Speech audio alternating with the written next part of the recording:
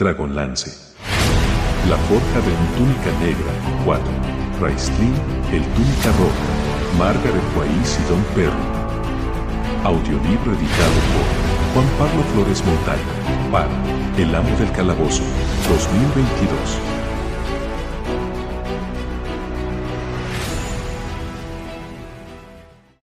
¡5!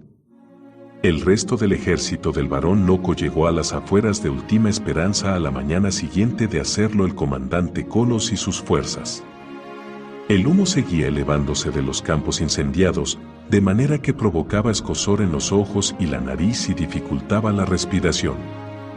Los oficiales pusieron a trabajar de inmediato a los hombres, quienes levantaron parapetos, excavaron trincheras, instalaron tiendas y descargaron las carretas de suministros.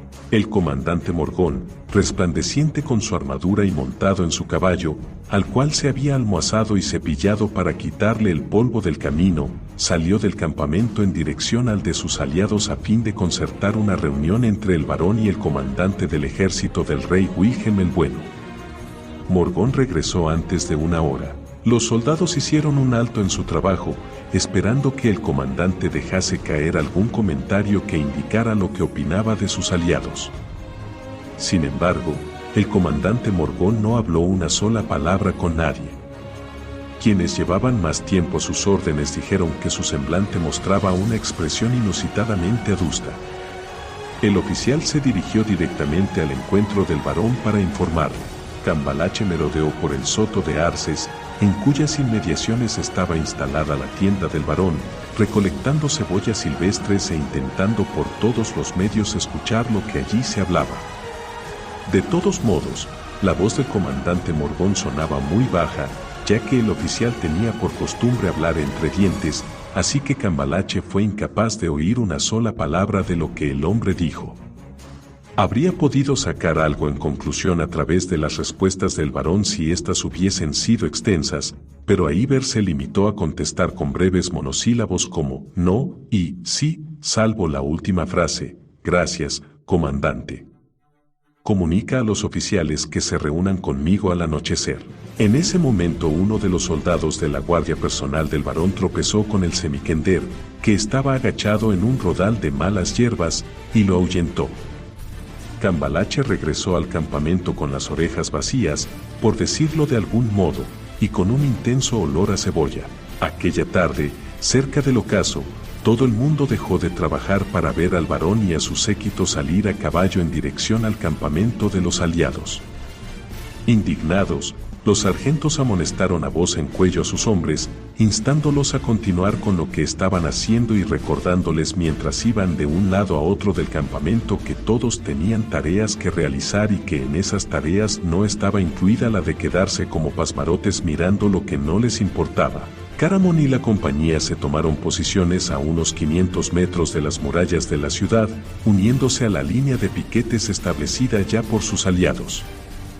Dicha línea impedía que nadie de la ciudad saliera y, lo más importante, que nadie de fuera entrara. Última Esperanza quedaba así privada de ayuda, si es que tenía alguna en perspectiva. Acompañado por 3 de los oficiales a su servicio y por una guardia personal de 10 soldados a caballo, el barón recorrió la línea de piquetes por el lado interior de la misma, a fin de que ésta ocultara sus movimientos a los que estaban apostados en lo alto de las murallas. No dar nunca información gratis al enemigo.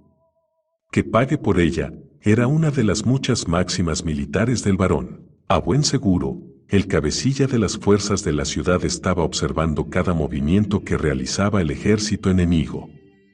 No tenía por qué descubrir que el comandante del flanco izquierdo no era parte del grueso del ejército, que era apoyo contratado.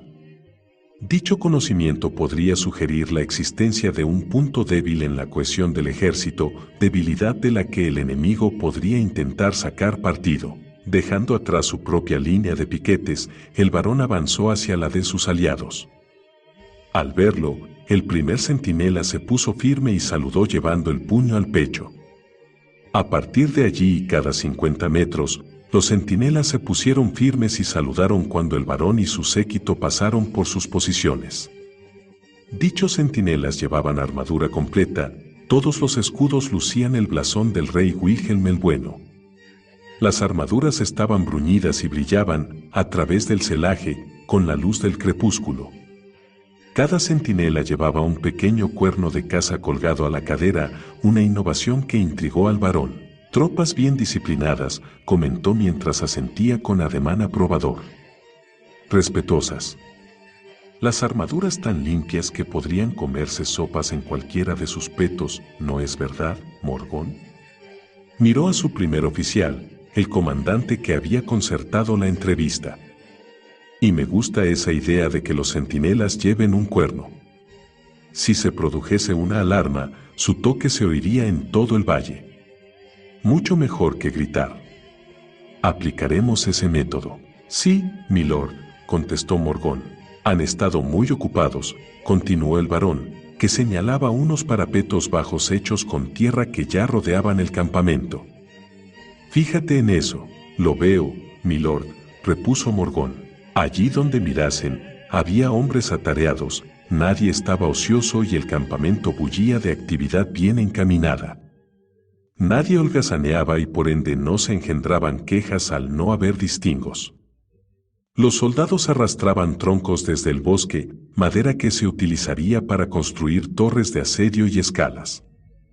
El herrero y sus ayudantes se encontraban en su tienda, con el fuego de la forja al rojo vivo, y martillaban las abolladuras de armaduras, claveteaban remaches o vaciaban herraduras para la caballería. El olor a cerdo asado y filetes de vaca flotaba por el campamento.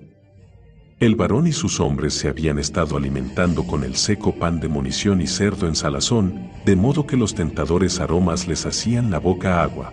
Las tiendas estaban colocadas ordenadamente, de manera que a todas les llegara la brisa vespertina. Las armas se apilaban fuera en precisos pabellones. El varón manifestó su aprobación en voz alta. «Mira eso, Morgón», dijo, al tiempo que señalaba a una veintena de soldados provistos con el equipo completo de batalla y alineados en posición de firme junto a una hilera de tiendas. «Tienen una fuerza en alerta permanente como nosotros, excepto que la suya lleva todo el equipo de batalla. Esa es otra cosa que creo deberíamos incorporar. Con todo respeto, milord, esa no es una fuerza en alerta permanente», dijo el comandante Morgón. «¿No? Entonces, ¿qué es?». «Esos hombres están cumpliendo un castigo, señor. Ya estaban plantados ahí cuando vine esta mañana para concertar la reunión, solo que entonces eran 30. 10 de ellos deben de haberse desplomado durante las horas calurosas del día. Solo están en pie ahí». El varón, atónito, se giró sobre la silla para verlos mejor. «Sí, milord. Según el oficial que me escoltó, no se les permite comer, descansar ni beber agua hasta que el plazo de castigo se haya cumplido. Y eso puede durar hasta 3 días. Si un hombre se desmaya, se lo llevan, lo reaniman y lo mandan de vuelta aquí. Su tiempo de castigo empieza a contar de nuevo a partir de ese momento». «Dioses benditos», murmuró el varón, que continuó observando al grupo hasta que quedó fuera del alcance de su vista. El varón y sus oficiales se detuvieron justo a la entrada del campamento. Los oficiales desmontaron, pero la guardia personal continuó en los caballos. «Da a los hombres permiso para desmontar, comandante», ordenó el varón. «Con el permiso de milord, creo que los hombres deberían seguir en sus monturas», contestó Morgón.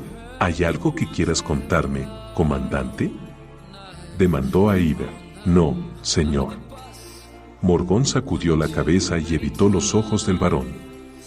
«Solo pensé que dejar a la guardia personal lista para partir con rapidez sería prudente. En caso de que el comandante Colos tenga órdenes urgentes para vos, milord». El varón clavó la mirada con intensidad en su oficial, pero no logró vislumbrar nada en la expresión de Morgón salvo una respetuosa obediencia. «De acuerdo», accedió. «Que los hombres sigan montados. Pero ocúpate de que se les dé agua». Un oficial vestido con armadura y sobre esta una gonela en la que lucía el emblema real, se aproximó al varón y a su séquito y saludó. «Señor, soy el capitán Bardas. He sido asignado para escoltaros hasta el comandante Colos». El varón fue en pos del hombre, acompañado por sus oficiales. El grupo dejó atrás hileras de tiendas al hacer un giro a la derecha, al norte del lugar donde trabajaba el herrero. El varón estaba absorto contemplando un astillero de armamento, asintiendo aprobadoramente ante la calidad del trabajo, cuando una tos de Morgón hizo que levantara la cabeza. «En nombre de Kirijolit, ¿qué es eso?», exclamó. Oculto hasta ahora por la enorme tienda del herrero, había un patíbulo de madera construido a toda prisa. 4 cuerpos colgaban de él. Saltaba a la vista que 3 de los cuerpos llevaban allí desde el día anterior. Las aves carroñeras les habían comido los ojos, y uno de esos pájaros continuaba el banquete con la nariz de uno de los cadáveres. El cuarto hombre seguía vivo, aunque no sería por mucho tiempo. Mientras el varón lo estaba mirando, advirtió que el cuerpo sufría un par de sacudidas y después dejaba de moverse. ¿Desertores?, preguntó al capitán Bardas. ¿Cómo, señor? Ah, esos. Bardas lanzó una mirada divertida a los cadáveres. No, señor. 3 de ellos creyeron que podrían escamotear parte del botín que cogimos a los campesinos. El cuarto, aquel, el que todavía estaba bailando en la cuerda, fue sorprendido con una jovencita escondida en su tienda. Dijo que le daba lástima y que iba a ayudarla a escapar. Bardas sonrió. Menudo cuento. ¿No os parece, señoría? Su señoría no tenía nada que decir. Es una monada de chiquilla, vaya que sí. Se conseguirá un buen precio por ella en San. Es decir, Bardas pareció recobrar la compostura, será entregada a la autoridad correspondiente en Bantal. El comandante Morgón carraspeó de manera estentórea. El varón lo miró de soslayo, se rascó la barba, masculló algo entre dientes y continuó caminando. La tienda del comandante, señalada por una gran bandera en la que aparecía el emblema del rey Wilhelm. Bueno, estaba flanqueada por 6 soldados que, a todas luces, habían sido seleccionados concienzudamente para esa tarea.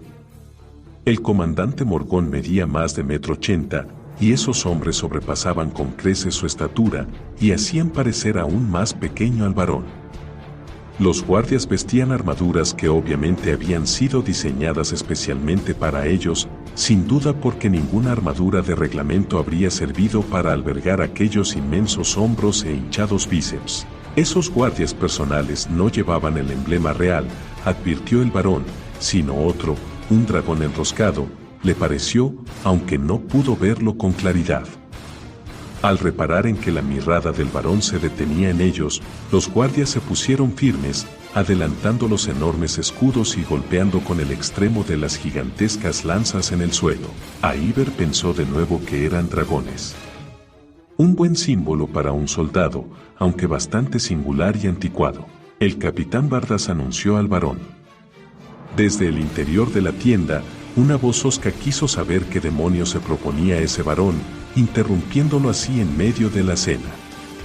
El maestro de armas Bardas habló en tono de disculpa, pero le recordó al comandante que la reunión se había concertado para el anochecer. El comandante dio permiso de mala gana para que el varón entrara. «Vuestra espada, señor», dijo el capitán Bardas al tiempo que le cerraba el paso. «Sí, es mi espada». Iber puso la mano sobre la empuñadura. «¿Qué pasa con ella? He de pediros que la confiéis a mi cuidado, señor», aclaró Bardas. No se permite a nadie presentarse ante el comandante llevando un arma. El varón estaba tan indignado que por un instante pensó que iba a asestar un puñetazo al capitán Bardas. Este, al parecer, debía de pensar lo mismo, ya que retrocedió un paso y llevó la mano a la empuñadura de su propia espada. «Son nuestros aliados, milord», apuntó quedamente el comandante Morgón. El varón controló su ira. Desabrochó el cinturón de la espada y arrojó el arma hacia Bardas, que la cogió hábilmente en el aire. «Esa es un arma muy valiosa», gruñó Iber. «Perteneció a mi padre y anteriormente a mi abuelo. Cuídala bien». «Gracias, señor». «Custodiaré personalmente vuestra espada», dijo el capitán. «Quizás a vuestros oficiales les interesaría ver el resto del campamento». Hemos visto suficiente, dijo secamente el comandante Morgón. Os esperaremos aquí, milord. Gritad si nos necesitáis. El varón gruñó, apartó a un lado la solapa de la tienda y entró en ella. Esperaba encontrar lo que imaginaba sería una tienda de mando normal, amueblada con un camastro, un par de banquetas de campaña y una mesa cubierta de mapas marcados con las posiciones del enemigo. Por el contrario, durante un instante creyó haber accedido a la sala de recepciones del rey Wilhelm el Bueno. Una alfombra de excelente calidad, tejida a mano y bordada, cubría el suelo. Sillas elegantes, hechas de madera noble, rodeaban una mesa ornamentada con tallas de frutas y guirnaldas. Y estaba llena de comida, no de mapas. El comandante Kolos alzó la vista del pollo que estaba partiendo en pedazos. Bien, aquí estás, dijo malhumoradamente a guisa de saludo. Te gustan mis muebles, ¿verdad? Quizás hayas visto la casa solariega que incendiamos ayer. Si una casa no tiene paredes, tampoco necesita muebles, ¿no te parece? El comandante soltó una risita y, clavando la daga, cuya empuñadura estaba manchada con sangre reseca, en un trozo enorme de pollo, lo levantó del plato y se lo metió en la boca, engulléndolo de golpe, con huesos y todo. El varón masculló una respuesta incoherente. Tenía hambre cuando entró en la tienda, pero después de ver al comandante perdió el apetito. En un pasado no muy lejano, Goblin y humano se habían emparejado, era preferible no hacer especulaciones sobre cómo fue, y el resultado había sido el comandante Kolos. La parte de su ascendencia Goblin se hacía patente en su complexión cetrina, ligeramente verdosa, en su colgante y prominente mandíbula inferior, sus ojos visqueantes bajo el saliente arco ciliar y su talante brutal y agresivo. La parte humana podía apreciarse en la astucia que brillaba en sus ojos entrecerrados con una luz pálida y antinatural, semejante a la que irradiaba la materia putrefacta de un pantano repugnante. El varón dedujo que el comandante inspiraba tanto miedo a sus propias tropas como al enemigo, tal vez más porque el enemigo tenía la suerte de no conocerlo personalmente. Aiver se preguntó por qué, en nombre de Kiri Jolit, cualquier hombre combatiría voluntariamente a las órdenes de un comandante así.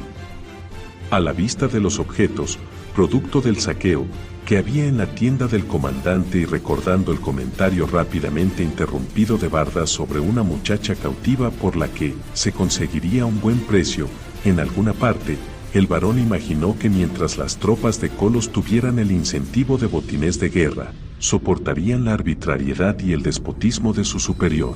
El varón conocía al rey Wilhelm y no entendía que lo había llevado a contratar a un tipo semejante. Sin embargo, aparentemente lo había hecho, maldito fuera el abismo. Aiver lamentaba profundamente haber estampado su firma en el contrato. ¿Cuántos hombres has traído?, demandó el comandante. ¿Son buenos luchando, o no? Kolos no invitó al varón a que tomara asiento ni le ofreció comida o bebida. Agarró la jarra y tragó ruidosamente, tras lo cual soltó el recipiente con brusquedad en la mesa, salpicando cerveza en el fino tablero, y se limpió la boca con el embés de la mano. Con la mirada fija en Aiver, el comandante soltó un eructo. «¿Y bien?», instó. «Mis soldados son los mejores de Ansalon», repuso el varón, que se irguió todo lo posible. «Pero supongo que eso se sabía o de otro modo no se nos habría contratado». El comandante agitó un muslo de pollo en un gesto con el que desestimaba la reputación del varón. «Yo no te contraté. Nunca había oído hablar de ti, pero ahora tengo que cargar con el muerto. Mañana veremos qué sois capaces de hacer. Necesito saber cómo se desenvuelve en combate tu chusma. Tú y tus hombres atacaréis la muralla oeste al amanecer». «De acuerdo», contestó fríamente el varón. «¿Y dónde atacaréis tú y tus hombres, comandante?». «No lo haremos», repuso Kolos, que esbozó una sonrisita. Masticaba y hablaba al mismo tiempo, de manera que algunos trocitos de pollo resbalaban junto con saliva barbilla abajo. «Estaré observando para ver cómo se desenvuelven tus hombres al ser atacados. Mis soldados están bien entrenados y no puedo permitirme el lujo de que se echen a perder por un puñado de bellacos que se desmayarán y se harán pis encima cuando empiecen a caerles flechas. Iver miraba feroz e intensamente a Kolos. Su silencio era como un ominoso nubarrón que se estuviera oscureciendo por la estupefacción y la incredulidad a la par que se cargaba de electricidad por la furia. El comandante Morgón, que esperaba fuera, contaría después que en toda su vida había oído nada, ni siquiera el estampido de un trueno, más fuerte que el silencio del varón. También comentaría que tenía presta la espada porque suponía que el varón iba a matar al comandante Kolos en aquel mismo momento. Al ver que el varón no tenía nada que decir, Kolos pinchó su daga en otro pollo. Iver se las arregló para ahogar el deseo de hincar aquella daga en el comandante y, con una voz tan distinta de la suya que Morgón juraría después que no sabía quién estaba hablando, dijo: «Si atacamos la ciudad sin vuestro apoyo, lo único que verá será a mis hombres muriendo. ¡Va!». El ataque no es más que un amago para tantear las defensas de la ciudad, simplemente. Os podéis retirar si las cosas se ponen demasiado calientes. El comandante echó otro trago de cerveza y volvió a eructar. «Preséntate ante mí mañana a mediodía, después de la batalla, para darme el informe. Entonces examinaremos las mejoras que tus hombres necesitan hacer». Kolos despidió al varón con un gesto del grasiento pulgar y centró por completo su atención en la comida. La reunión entre aliados había finalizado. Iver no podía ver la solapa del acceso de la tienda a causa de la neblina roja que oscurecía su visión. Abriéndose paso a tientas y a punto de echar abajo la tienda en el proceso, casi se llevó por delante a Bardas, que se había adelantado para ayudarlo. El varón recobró bruscamente la espada que le tendía el capitán y, sin perder tiempo en abrocharse el cinturón, echó a andar. «Salgamos de aquí», dijo con los dientes apretados. Sus oficiales fueron en pos de él caminando tan deprisa que Bardas, quien se suponía que tenía que escoltarlos, tuvo que correr para alcanzarlos. El varón y su séquito recorrieron a la inversa el camino para volver donde esperaban sus monturas y la guardia personal. Ya era de noche, pero a despecho de la oscuridad una compañía de soldados daba inicio a una sesión de entrenamiento. Detrás de las filas, unos sargentos equipados con látigos esperaban para corregir cualquier error. El varón echó un vistazo al grupo castigado y contó 18 hombres que todavía aguantaban de pie. 2 yacían en el suelo y nadie les prestaba la menor atención. De hecho, un soldado que debía de ir a cumplir algún encargo pasó por encima de los cuerpos inmóviles. El varón aceleró el paso. La guardia personal seguía montada, lista para partir. En cuestión de minutos, Iver y su séquito habían dejado atrás el campamento y regresaba a sus propias líneas. El varón hizo el trayecto en silencio, sin hacer ningún comentario sobre el brillo de las armaduras ni sobre la notable disciplina de sus gallardos aliados. 6. Sí que había luz al otro lado de las puertas de plata, era débil y mortecina, pero suficiente para que Kitiara viera por donde caminaba. Avanzó cautelosamente túnel adelante, con el miedo como fiel compañero. La mujer seguía esperando que los dedos huesudos del espectro aferrasen su túnica, le tocaran el hombro, le arañaran la nuca. Kitiara no era una persona imaginativa. Incluso de niña, se reía de los cuentos que hacían salir corriendo a otros chiquillos, llorosos, al encuentro de sus madres. Cuando un compañero de juegos le aseguró que los monstruos vivían debajo de las camas, Kitiara se armó con el atizador de la lumbre y fue a por ellos. Acostumbraba decir con una sonrisa que los únicos espíritus que había encontrado eran los de los vinos y los licores. Otro concepto que ya no era válido. Por desgracia, el caballero no era el único fantasma en el templo.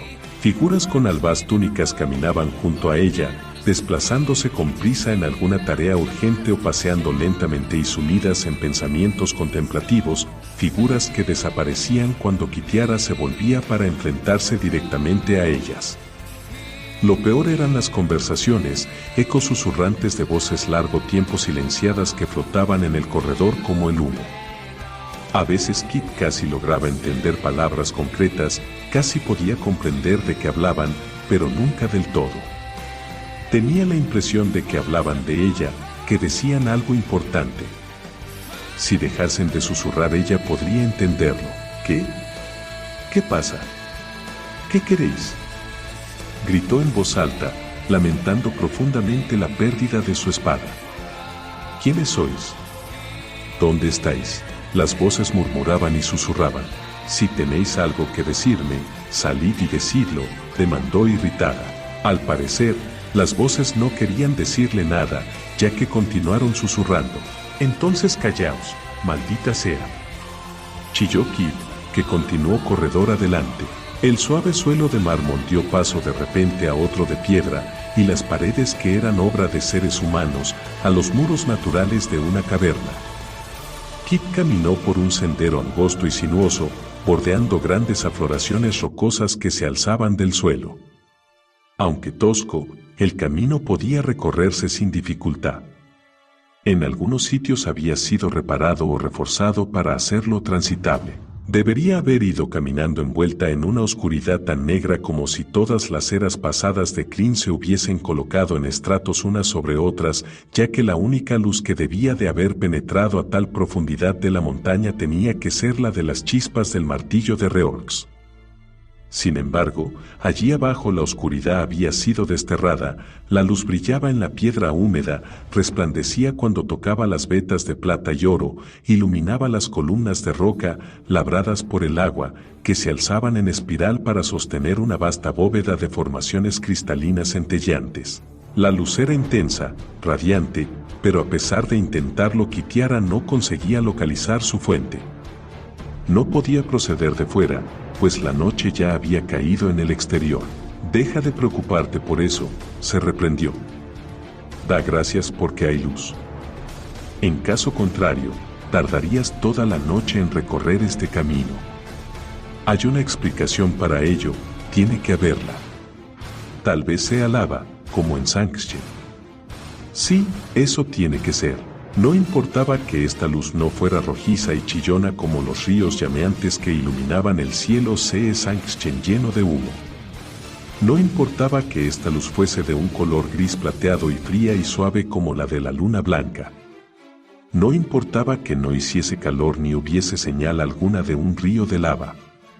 Kitiara aceptó su propia explicación y cuando esa explicación se volvió insostenible, cuando la mujer no cruzó ningún borboteante estanque de magma, cuando la luz siguió haciéndose más y más intensa a medida que se internaba en la montaña, Kit se ordenó no pensar en ello. Era como si las figuras vestidas de blanco supieran que venía y hubiesen acudido para conducirla lo más rápidamente posible a donde necesitaba ir. Necios. Musitó con una corta aunque nerviosa risilla, y continuó avanzando. El sendero serpenteaba alrededor de las relucientes estalagmitas, conduciéndola de una caverna a otra y siempre hacia abajo, más y más profundo en la montaña. La luz no la dejó en la estacada, sino que alumbró su camino de manera ininterrumpida. Cuando empezaba a sentirse sedienta y deseaba haber llevado consigo un odre de agua, Kit llegó junto a un arroyo claro y frío que parecía haber sido puesto allí a propósito para su comodidad. Empero, no había señal alguna de los huevos de dragón ni de una caverna lo bastante grande para que los albergara. Los techos de las cuevas eran bajos, casi lo justo para que la mujer caminara erguida. Un dragón no podría haber deslizado ni un dedo meñique en esta parte de la gruta. Kit calculó que llevaba caminando alrededor de 1 hora y se preguntó cuántas leguas habría recorrido. El sendero la condujo alrededor de una formación rocosa particularmente grande y a continuación, repentinamente, ante lo que parecía una pared de piedra, vertical e impenetrable. Esto ya es otra cosa, comentó Kit, satisfecha y hasta aliviada de encontrar obstruido el paso. Sabía que estaba resultando excesivamente fácil. Buscó un paso a través del muro y al cabo dio con un pequeño dintel abovedado que había sido tallado en la roca. Una cancela hecha de plata y oro le cerraba el paso, en el centro de la verja había una rosa, una espada y un martín pescador labrados. Kitiara oteó a través de la reja y vio una estancia envuelta en sombras, donde la luz se amortiguaba como para denotar respeto. La estancia era un mausoleo. Un único sarcófago se alzaba en el centro de la cámara y Kitiara distinguió el blanco mármol de la tumba que brillaba fantasmagóricamente con la luz espectral. Bueno, Kit, has llegado a un punto muerto, se dijo en voz alta, y rió quedamente su pequeña broma. Sin ningunas ganas de molestar a más muertos, Kit se puso a buscar otro paso a través de la pared. Media hora después estaba acalorada y frustrada tras una búsqueda infructuosa. Parecía imposible que no hubiese otros accesos, ninguna grieta a través de la cual pudiera deslizarse. Masculló y maldijo entre dientes, empujó y dio patadas, furiosa por tener cortado el camino. Tendría que volver sobre sus pasos, buscar alguna bifurcación en el sendero que se le hubiese pasado por alto. No obstante, sabía muy bien que no había pasado por alto nada, no había llegado a ningún cruce, no había tenido que pararse una sola vez para decidir qué camino tomar. El sendero conducía directamente a eso, una tumba. Tendría que examinar la cámara, de ese modo, si no encontraba un paso a través de ella, podría decir, no solo a sí misma sino al general Ariacas, que había cumplido con su tarea. Probablemente Immolatus no la creería, pero si el dragón dudaba de su palabra no tenía más que bajar allí él mismo. Kitiara pasó bajo el umbral abovedado y se detuvo ante la cancela de oro y plata. No había cerradura, las verjas estaban cerradas con un pequeño pestillo que podía levantarse con facilidad. Solo tenía que alargar la mano. Así lo hizo Kitiara, pero no tocó la cancela. Deseaba dar media vuelta y echar a correr. O, lo que era peor aún, quería acurrucarse en el suelo hecha un ovillo y llorar como una criatura. Valiente estupidez. Se reprendió en tono severo como para sacudirse mentalmente. ¿Qué demonios me pasa? ¿Va a darme miedo ahora pasar junto a un cementerio en mitad de la noche? Abre esas puertas de inmediato, Kitiara Utmatab, encogiéndose sin poder evitarlo, como si esperara que el metal estuviese al rojo vivo cuando lo tocara, levantó el pestillo. La puerta se abrió silenciosamente sobre los goznes bien engrasados. Sin darse tiempo para pensar, Kitiara penetró desafiante y osadamente en el mausoleo. No ocurrió nada. Ante esto, la mujer esbozó una sonrisa de alivio, se rió de sus temores y echó una rápida y escrutadora mirada en derredor. El mausoleo era circular, pequeño y abovedado. El sarcófago estaba en el centro y era el único objeto que había en la cámara. Un bajorrelieve esculpido alrededor de la pared representaba escenas de batalla, caballeros portando lanzas y montados a lomos de dragones que combatían contra otros caballeros y dragones luchando entre sí. Kit apenas prestó atención a los relieves labrados, no le interesaba el pasado ni los cuentos de pasadas glorias. Todavía tenía que ganarse la suya propia y eso era lo único que importaba. Su búsqueda obtuvo recompensa. Justo en el lado opuesto de la entrada había otra cancela de hierro forjado, una salida. Kit pasó junto al sarcófago y miró de soslayo a la tumba por curiosidad. La mujer se frenó en seco, sobresaltada. El cadáver de Sir Nigel, el fantasma que había encontrado en el templo, estaba tendido sobre la tapa del sepulcro. Kit casi no podía respirar, ya que el miedo le oprimía el pecho de tal modo que había vaciado de aire sus pulmones. Se obligó a mirar fijamente la tumba hasta que el terror se disipó. No estaba contemplando el cadáver de un ser muerto desde hacía más de 3 siglos, el caballero era una escultura tallada en piedra. Respirando ya con más facilidad, Kit se acercó al sepulcro. Su equivocación era lógica, el yelmo era el mismo, anticuado, hecho de una pieza, exacto al que llevaba el fantasma del caballero. También la armadura era idéntica hasta el último detalle. La tumba estaba abierta, la tapa de mármol había sido desplazada hacia un lado. De modo que así es como salió, murmuró.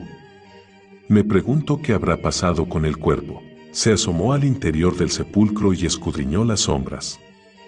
A menudo los caballeros de Solamnia enterraban armas con sus muertos, así que creía posible encontrar una espada o al menos una daga ceremonial. Posible, pero no probable. La tumba estaba completamente vacía, ni siquiera quedaba una tibia, ni un huesecillo de un dedo. Seguramente el esqueleto se había convertido en polvo.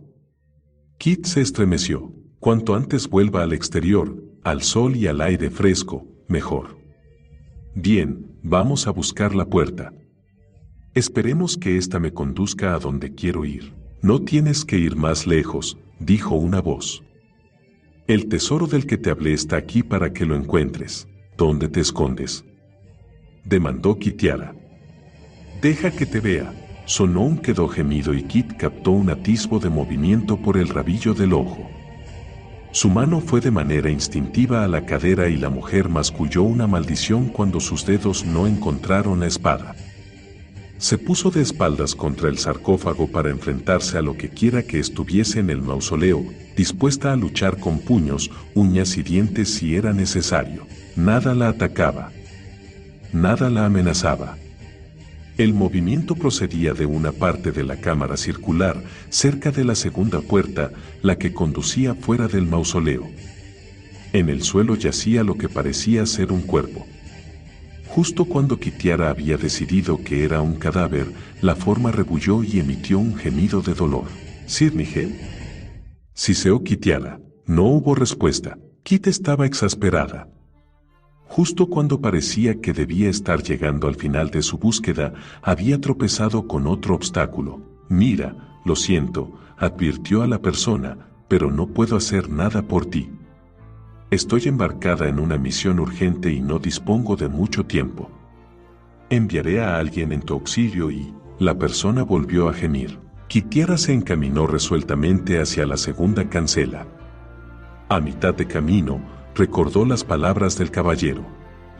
El tesoro estaba allí. Quizás esa persona lo había encontrado antes. Kit cambió de dirección, ojo avisor a cualquier atacante que pudiese estar acechando en las sombras, pensando que quizá todo esto era una trampa, se desplazó prestamente hasta donde el cuerpo yacía acurrucado en el suelo y se arrodilló a su lado. Vio con sorpresa que era una mujer. Iba vestida de negro, con ropas muy ajustadas, obviamente pensadas para llevar debajo de una armadura. Estaba tendida boca abajo, con el rostro pegado contra el suelo. A juzgar por su aspecto, había disputado una lucha terrible. Las ropas tenían desgarrones ensangrentados, y su cabello, rizoso y oscuro, estaba apelmazado por la sangre.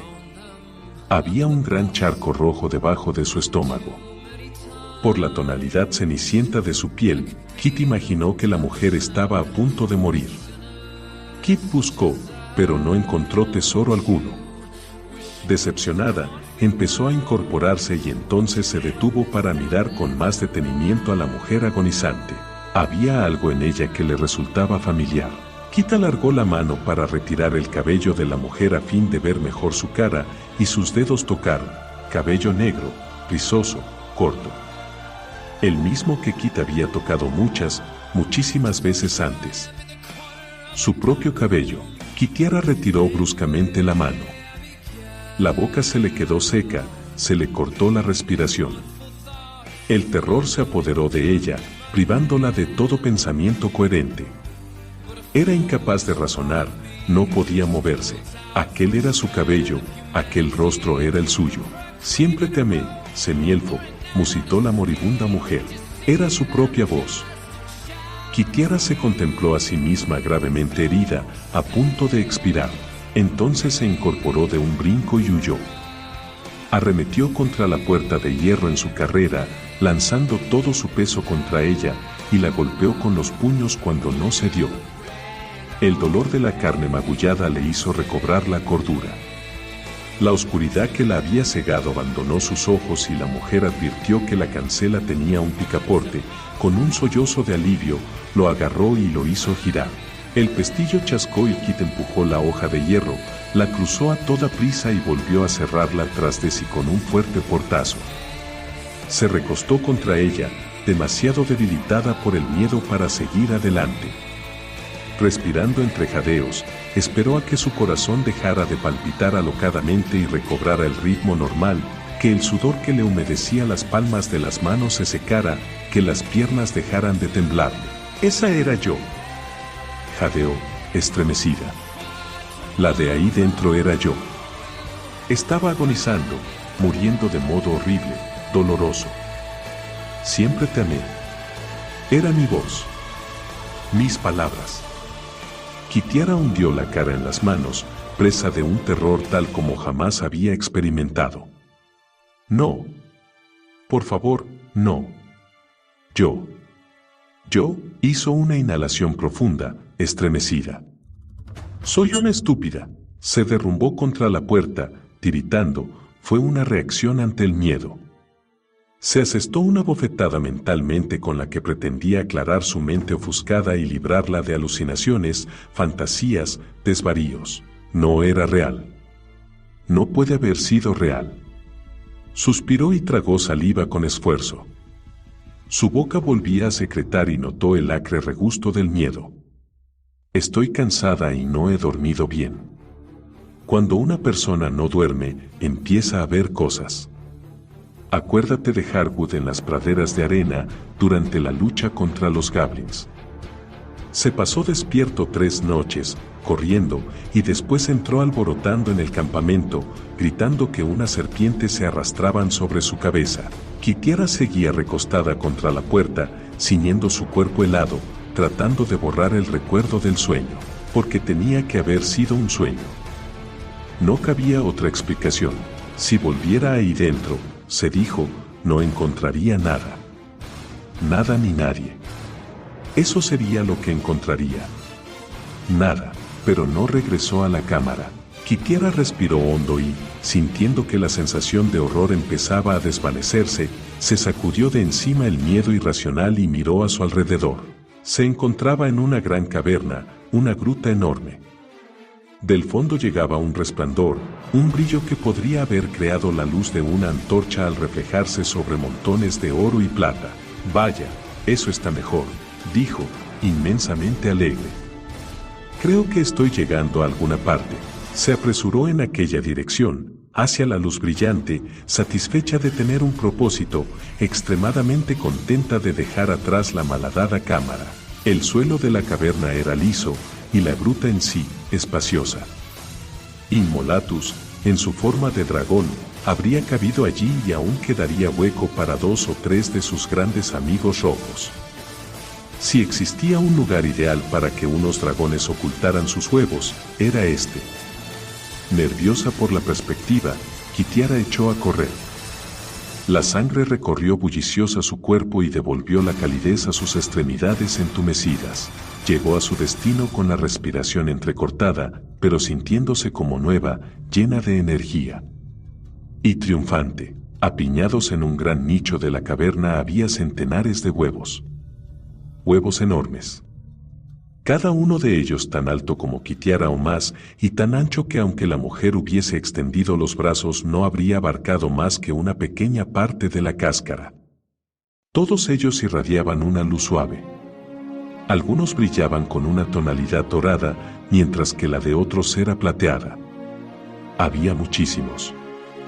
Tantos que no sabría por dónde empezar a contarlos, sin embargo, eso era lo que tenía que hacer, contarlos. Una labor tediosa y aburrida. Aún así, se sorprendió al darse cuenta de que estaba deseando ponerse a la tarea. Catalogar huevos y trazar un mapa de su ubicación para futuras consultas sería un trabajo pesado que garantizaría la desaparición de los últimos vestigios del terror que alentaba en su mente. En el momento que llegaba a esa satisfactoria conclusión, sintió un leve soplo de aire fresco que le rozó la mejilla. Inhaló profundamente. Un gran túnel, lo bastante amplio para que cupiese el corpachón de un dragón, conducía a la entrada secreta que Immolatus había estado buscando. Era una oquedad inmensa en la cara de la montaña, un agujero completamente indistinguible desde el exterior al estar oculto por un soto de abetos. Kit se abrió paso entre los árboles y salió a una amplia cornisa. Alzó la vista hacia el cielo nocturno, velado por el humo, y luego miró hacia abajo, a la condenada ciudad Última Esperanza. Debía de ser alrededor de medianoche. Tenía tiempo de sobra para completar su trabajo y descender la ladera hasta el campamento del comandante Kolos.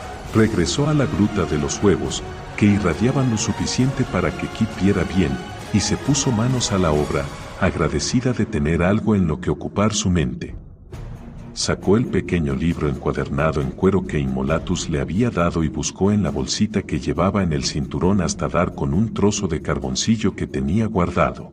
En primer lugar, dibujó un mapa de la ubicación de la entrada oculta, haciendo un cálculo bastante aproximado del junto donde se encontraba en relación con las murallas de la ciudad y las distintas marcas del terreno más descollantes a fin de que el comandante Kolos pudiese encontrar la caverna sin tener que pasar a través del templo. Viendo lo empinado de la pendiente, no pudo menos de preguntarse cómo haría Kolos para bajar los huevos en carretas montaña abajo. Pero eso no le concernía, gracias a la Reina Oscura. Su tarea había terminado. Acabado el mapa, se puso de pie y entró en la caverna de los huevos, ahora rebosante de una luz dorada y plateada que irradiaban los dragoncillos nonatos, cuyas almas jugaban entre las estrellas en los campos celestiales. ¿Qué les ocurriría a aquellas almas que jamás alentarían en este mundo? Kit se encogió de hombros. Eso tampoco era de su incumbencia. Miró los huevos y decidió que lo mejor sería contarlos por hileras ordenadas para no perderse y tener que volver a empezar.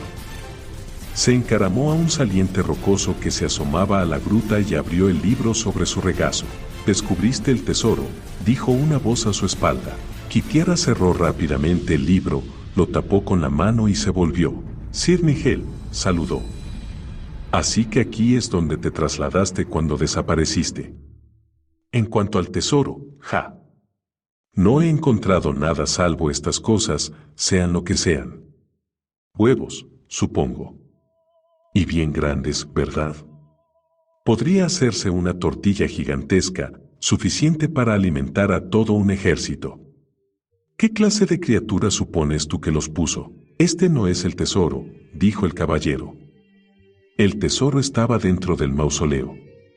Un tesoro dejado allí por Paladine. Pues dile al tal Paladine que prefiero mi tesoro en rubíes y esmeraldas, respondió Kit, ingeniándoselas para esbozar una sonrisa temblorosa. ¿Has visto tu muerte? Una muerte espantosa. Sin embargo, todavía estás a tiempo de cambiar tu sino, continuó Sir Nigel. Por esa razón se te reveló el futuro. Tienes el poder para cambiarlo. Deja sin acabar la tarea que te ha traído aquí. Hazlo y habrás dado el primer paso para detener lo que de otro modo ocurrirá. Kitiara estaba cansada y hambrienta. La quemadura de la mano le dolía y no le gustaba que le recordara la escena horrible presenciada en aquel mausoleo. Tenía trabajo que hacer y este condenado fantasma la estaba interrumpiendo. Le dio la espalda y se inclinó sobre el librito. Me parece haber oído a tu Dios llamándote. Será mejor que vayas a ver qué quiere. Sir Nigel no respondió. Kit echó un vistazo por encima del hombro y se sintió aliviada al descubrir que el espectro había desaparecido. Quitándose de la cabeza al fantasma y su tesoro, Kitiara se puso a contar huevos.